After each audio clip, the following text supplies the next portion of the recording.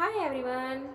आज मेरी शादी हुई थी, लेकिन विदाई के समय मेरी माँ ने कहा, सुरभि, अपने पति को शादी की पहली रात अपने पास मत आने देना। अगर शादी की पहली रात वह तेरे करीब आ गया तो वह तुझे तलाक दे देगा। इसलिए मेरी इस बात का ध्यान रखना कि तेरा पति तुझे ना छुए। मैं हैरान होकर अपनी माँ को देखने लगी। मेरी माँ ने कहा, बस मेरी यही बात मान लो, बस अभी फिलहाल जितनी तुझसे कोशिश हो सके अपने पति से दूर रहना। मैंने कहा, लेकिन मम्मी ऐसा क्यों? वह मेरा पति है और वह क्यों मानेगा? और फिर अभिषेक ने कितनी जिद की बाद मुझे पाया है, फिर वह भला मेरे करीब क्यों नहीं आएगा? और फिर मेरी माँ ने मुझे ऐसी हकीकत बताई कि मैं कांप कर रह गई। मैंने कहा, माँ, आपको यह शादी नहीं करवानी चाहिए थी। आपको कम से कम अभिषेक की जिंदगी बर्बाद करने से पहले एक बार तो सोचना चाहिए था। जब यह सच्चाई अभिषेक को पता चलेगी तो उनका पूरा घर बर्बाद हो जाएगा। ये आपने अच्छा नहीं किया। मेरी आंखों में आंसू आ गए थे। मेरी माँ ने मेरी यह सच्चाई मुझसे क्यों छुपाई थी? मेरी माँ ने कहा कि यह शादी अभिषेक की जिद पर हुई है। मैंने तो इस रिश्ते के लिए पहली बार में ही मना कर दिया था, लेकिन उन लोगों ने जब नहीं माना तो मैंने भी सोचा, अच्छा है, तू अपने घर की हो जाएगी। हो सकता है समय गुजरने के साथ साथ तेरी जिंदगी में भी खुशियों के रंग भर जाएंगे, क्योंकि तू कब तक हमारी दहलीज पर बैठी रहती? मैं क्या करती? उदास मन से ससुराल चली आई। मैंने ऐसा ही किया, पति को करीब ना आने दिया। सुहागरात के कमरे में वह बेड पर बैठा मेरे हुस्न की तारीफें कर रहा था, और जैसे ही उसने मेरा हाथ छुआ मैंने उसे पीछे की तरफ धकेल दिया। वह हैरान हुआ। मेरा पति अभिषेक मुझसे वजह पूछने लगा तो मैंने रोना धोना मचा दिया, लेकिन मैंने नहीं बताया। फिर एक दिन मेरे पति अभिषेक को जब पूरा राज पता चल गया तो मैं किसी को मुंह दिखाने के काबिल नहीं रही, क्योंकि मेरे अंदर तो दुल्हन बनी। मैं अभिषेक के कमरे में बेड पर बैठी थी और वह मेरे सामने बैठा मुझे बड़ी हैरत से देख रहा था। मेरा पूरा शरीर इस समय बुरी तरह से कांप रहा था। मैं पूरी बर्फ की तरह ठंडी पड़ चुकी थी। सामने बैठा मेरे पति की तेज नजरें मुझे अपने शरीर के आर पार होती महसूस हो रही थी।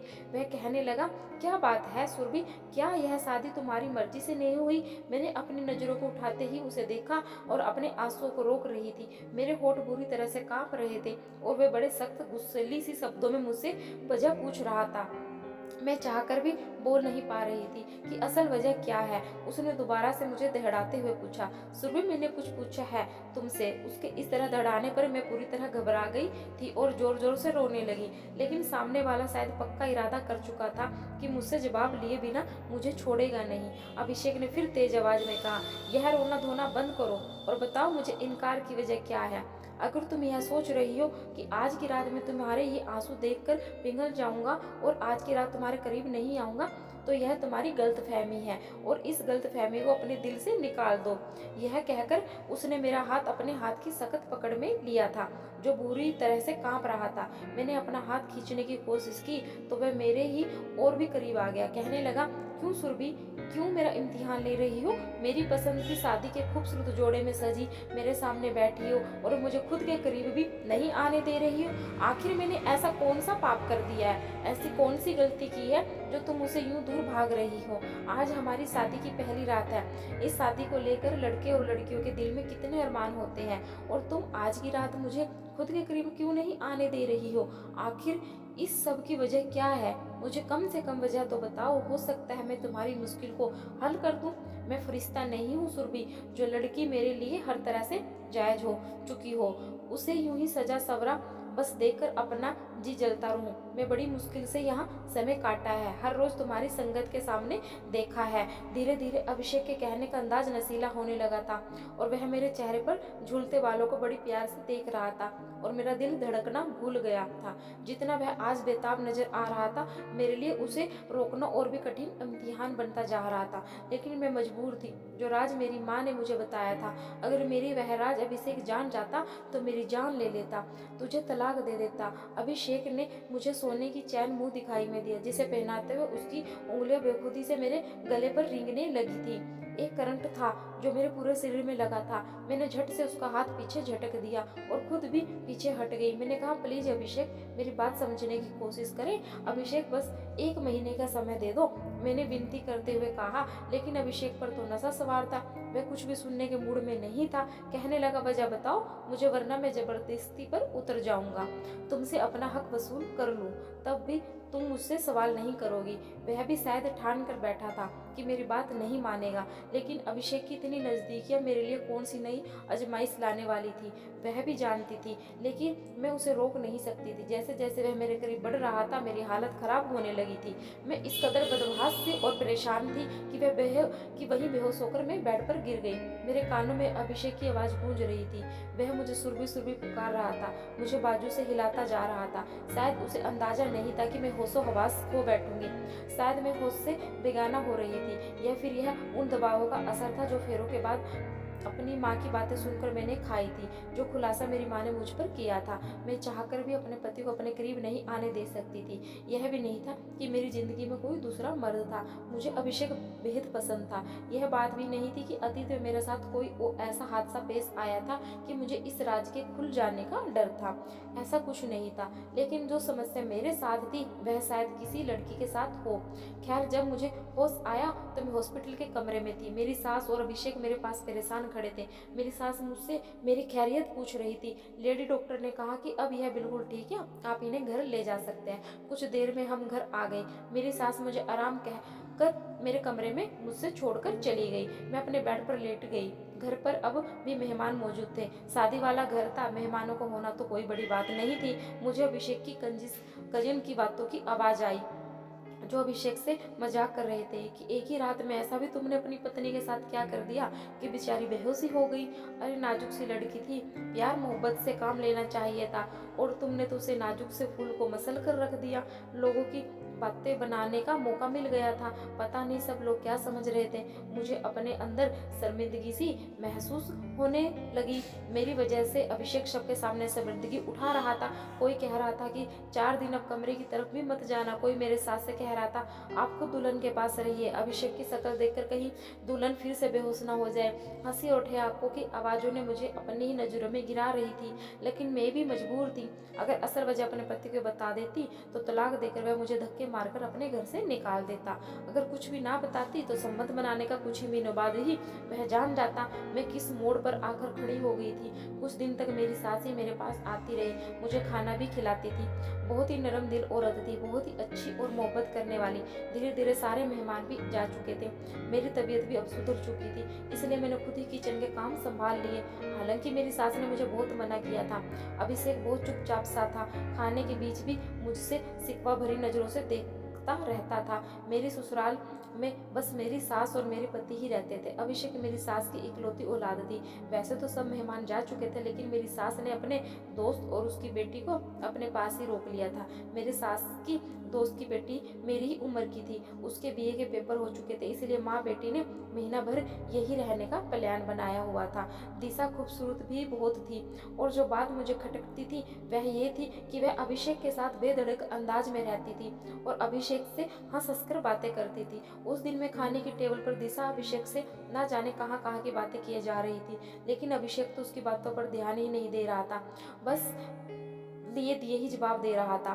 उसकी नजरें तो मुझ पर ही जमी हुई थी। जबान से मुझे कुछ नहीं कह रहा था, लेकिन उसकी नजरें जब कुछ भी मुझसे कहती मैं जानकर भी अनजान बन जाती थी। रात को मैं किचन के काम निपटा रही थी। मेरी सास अपने कमरे में जा चुकी थी और उनकी सहेली और दिशा भी उन्हीं के कमरे में जा चुकी थी। अभिषेक के इस छोटे से फ्लैट में बस 2 ही कमरे थे, एक हॉल और एक डाइनिंग रूम था। मैं भी बर्तन ही धो रही थी जब मुझे किसी की बेताब नजरों ने उलझने पर मजबूर किया। मैं पलट कर देखा तो अभिषेक मेरे बिल्कुल पीछे खड़ा था। कहने लगा, नींद नहीं आ रही है, सर में दर्द है, मुझे एक कप चाय बनाकर दो सुरभि। मैंने चाय की केतली गैस पर रख दी। मुझे लगा था वह चाय का कहकर बाहर चला जाएगा। मैं किचन के काम समय दुपट्टा किचन के दरवाजे पर लटका कर ही काम करती थी, क्योंकि उस समय किचन में अकेली होती थी। फिर घर पर कोई देवर जेठ ससुर भी नहीं थे। लेकिन अभिषेक इस तरह अचानक से किचन में आ जाएगा और मेरे पास खड़ा हो जाएगा, मुझे अंदाजा ही नहीं था। वह मेरी ओर तकी लगाए देख रहा था। जब मैं उसको अपनी तरफ से गौर से देखती तो मुझे शर्म सी आने लगी थी। वह किचन के दरवाजे के पास खड़ा था, बिल्कुल वहीं पर मेरा दुपट्टा भी टंगा हुआ था। मैं वहां से दुपट्टा उतार कर अपने ऊपर डाल भी नहीं सकती थी। मेरी कोशिश थी कि जल्द से जल्द चाय बन जाए, लेकिन मुसीबत यही थी कि आज गैस चूल्हे को भी क्या हो गया था, इतना स्लो चल रहा था?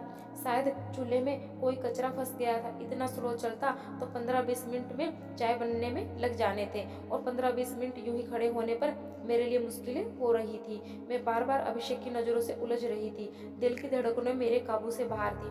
तभी अचानक मुझे अभिषेक की आवाज़ अपने कानों में सुनाई दी। अभिषेक कह रहा था, सुरभि तुम्हारे बाल कितने लंबे और खूबसूरत हैं। मैंने तो आज गौर किया है, वह थोड़ा सा और मेरी तरफ बढ़ चुका था। किचन थोड़ा सा छोटा सा था, इसलिए वह मेरे बहुत ही करीब पहुंच चुका था। मैं बहुत नर्वस हो रही थी। वह बिल्कुल मेरे सामने आकर खड़ा हो गया, मेरे चेहरे को गौर से देखने लगा। वो बोला, जानती हो, मैंने जब तुम्हें पहली बार अपने दोस्त की शादी पर देखा था, तुम्हारी मुस्कुराहट से तुम्हारे चेहरे पर पड़ने वाले डिम्पल ने मेरा दिल ही मुझसे छीन लिया था। मैं जब तक उस शादी के फंक्शन में मौजूद रहा, मेरी नज़र लगातार तुम पर थी।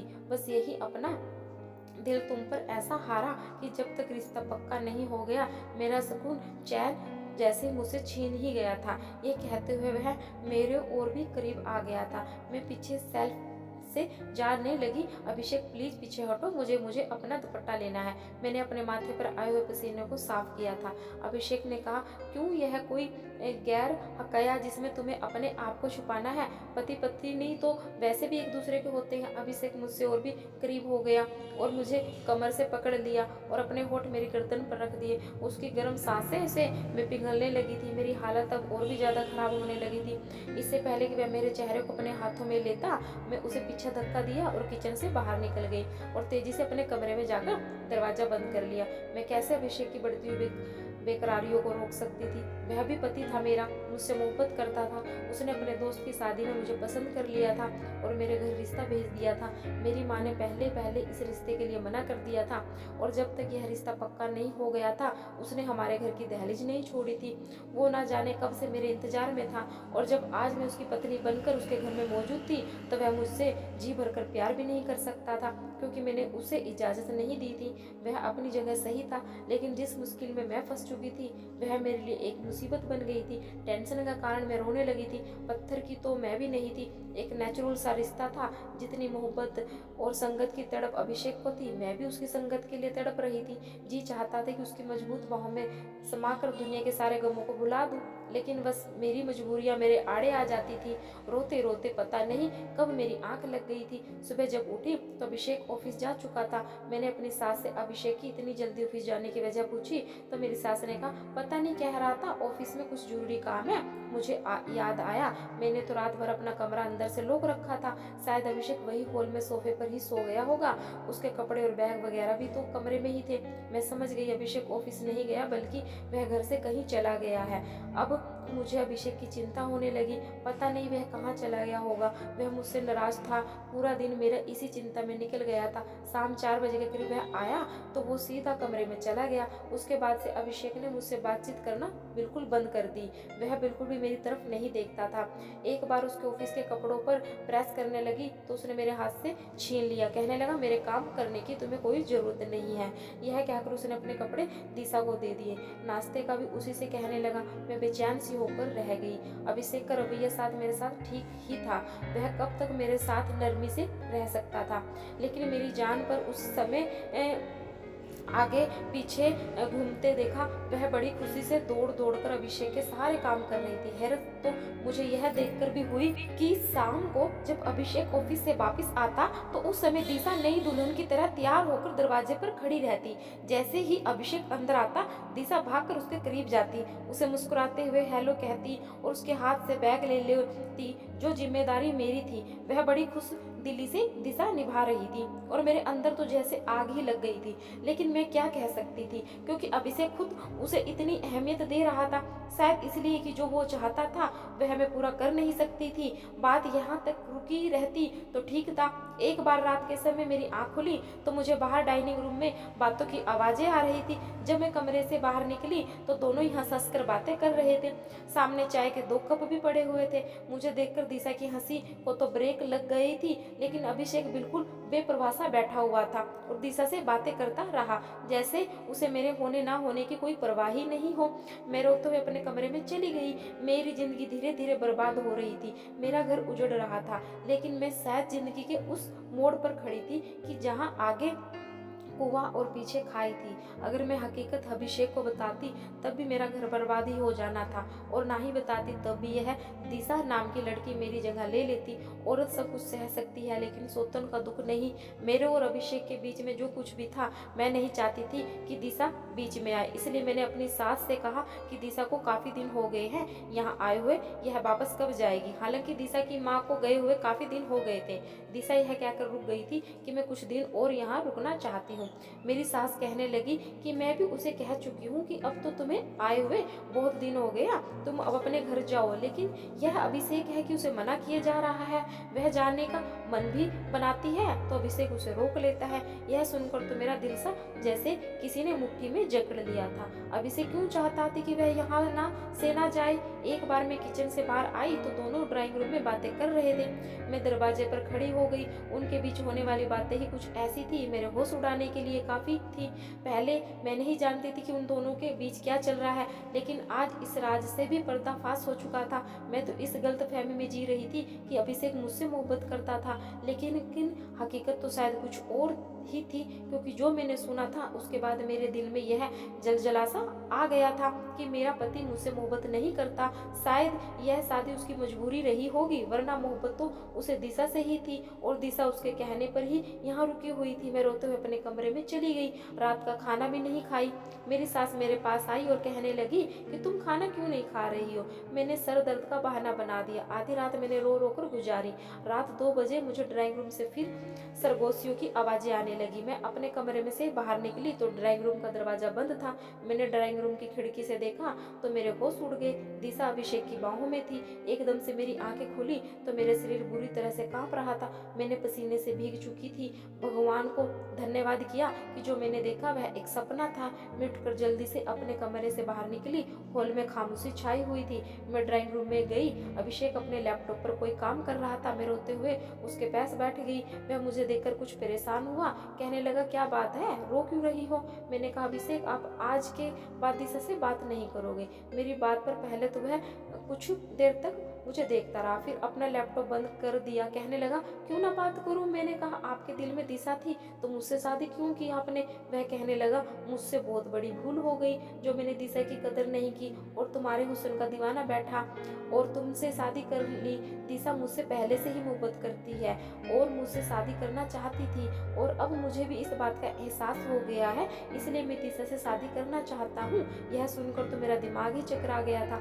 मैं फूट फूट कर रोने लगी। मैंने कहा, आप ऐसा नहीं कर सकते, मुझे यूं बर्बाद नहीं कर सकते, मैं मर जाऊंगी आपके बगैर। अभिषेक, मैं आपसे बहुत मोहब्बत करती हूँ। मेरी बात सुनकर अभिषेक ने मेरे हाथ पकड़ा और कमरे में लेकर आया और कमरे का दरवाजा बंद कर दिया। कहने लगा, बस यही तो सुनना चाहता था। मैं यह जानता था कि तुम्हारे दिल में क्या है, इसलिए मैंने दिशा से विनती की थी कि वह मेरे साथ मिलकर यह ड्रामा करे। सुरभि दिशा मेरी सगी बहन है। मम्मी की सहेली की कोई औलाद नहीं थी, इसलिए मम्मी ने दिशा को उन्हें दे दिया था।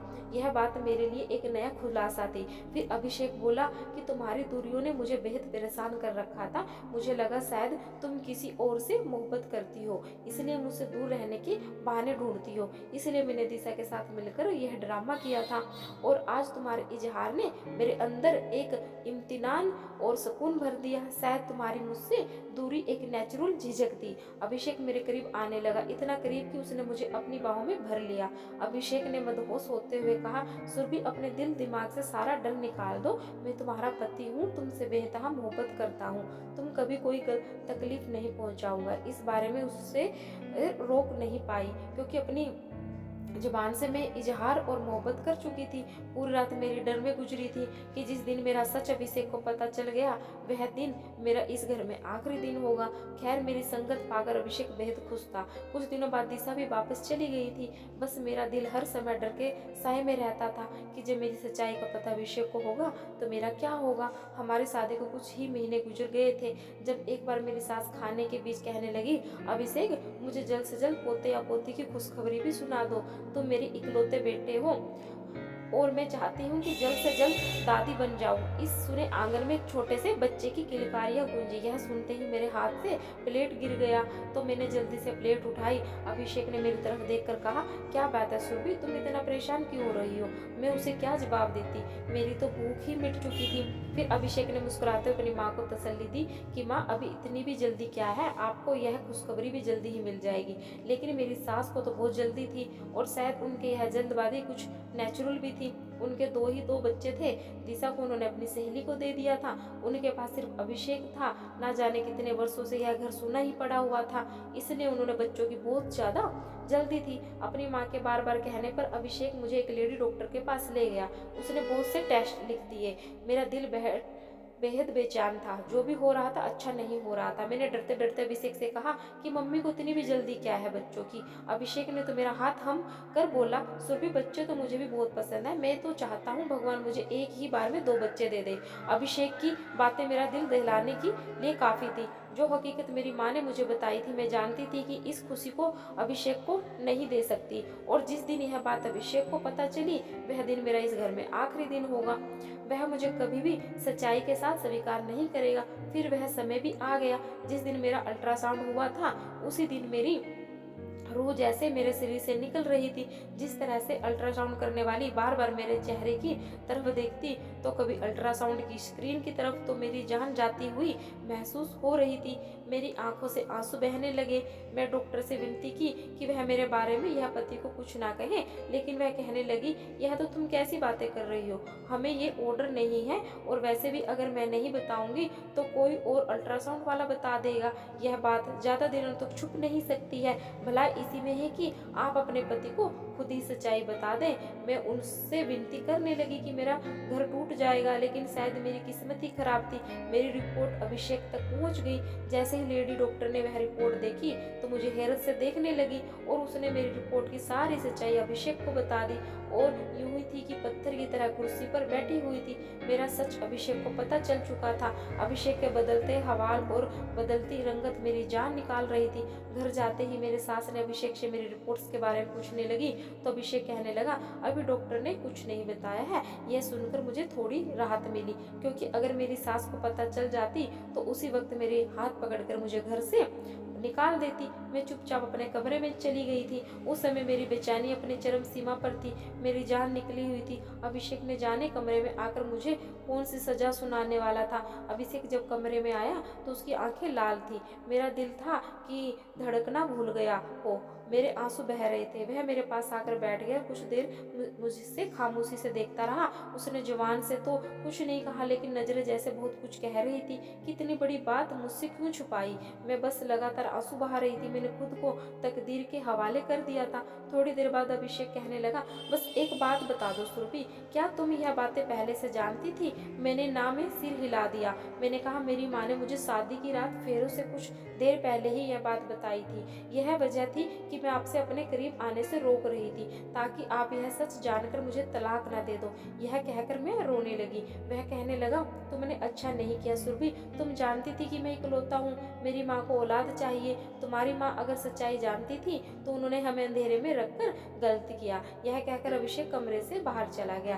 पूरी रात वह कमरे में नहीं आया था। मेरी माँ ने मुझे शादी की रात रोते हुए यह तो बताया था कि मेरे अंदर जन्म से ही बच्चेदानी मौजूद ना थी। मैं कभी भी माँ बन ही नहीं सकती थी।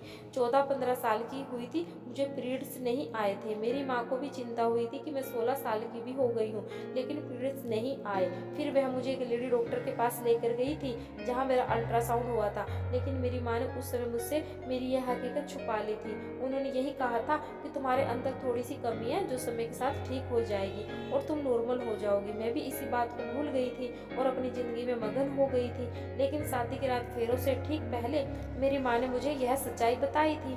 फिर मुझे यह भी कहा गया कि जितना हो सके तुम अभिषेक से दूर ही रहना, क्योंकि अगर वह तुमसे संबंध बनाएगा तो जाहिर है कुछ समय के बाद बच्चों के बारे में भी कहेगा, और उसके लिए जब भी तुम्हें डॉक्टर के पास लेकर जाएगा तो यह हकीकत उस समय खुली ही जाएगी। और आज वह दिन आ ही चुका था। मेरी हकीकत अभिषेक पर खुल चुकी थी। मैं फूट फूट कर रो रही थी, लेकिन वह एक बार भी मेरे आंसू पोंछने नहीं आया। सुबह तक मैं समझ चुकी थी कि मुझे क्या फैसला सुनाया जाने वाला है। जब मैं सुबह कमरे से बाहर निकली तो अभिषेक अपने ऑफिस जा चुका था। पूरा दिन मेरा बेचैनी से गुजरा था।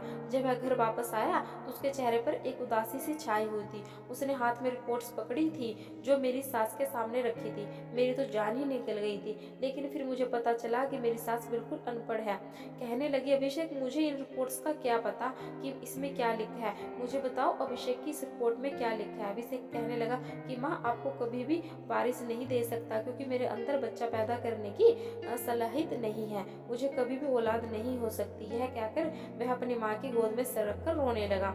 मेरी सास के गले लग गया और कहने लगा, माँ मैं एक बाज मर्द हूँ, भगवान के लिए मुझे दोबारा औलाद के लिए मत कहिएगा, मैं आपको सब कुछ दे सकता हूँ सिवाय औलाद के।